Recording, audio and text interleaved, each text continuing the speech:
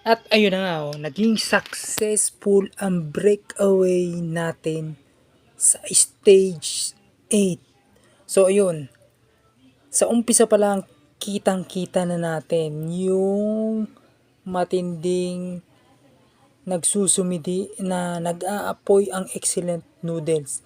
Pagka-start, meron sumasama sa bawat atake na excellent noodle riders.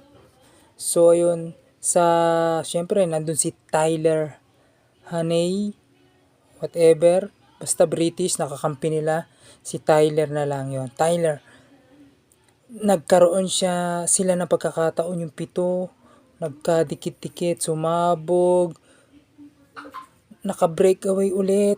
So ayun, naging maganda yung palitan nila ng trangko.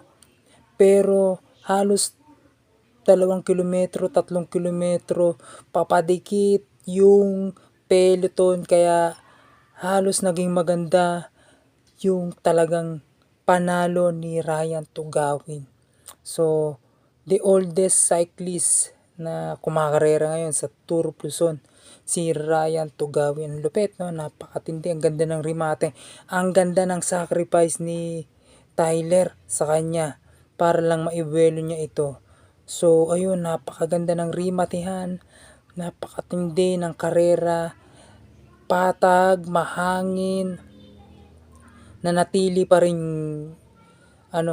kumbaga sa GC Rider, stay intact pa rin yung 1, 2, tapos 3, pare-parehas pa rin.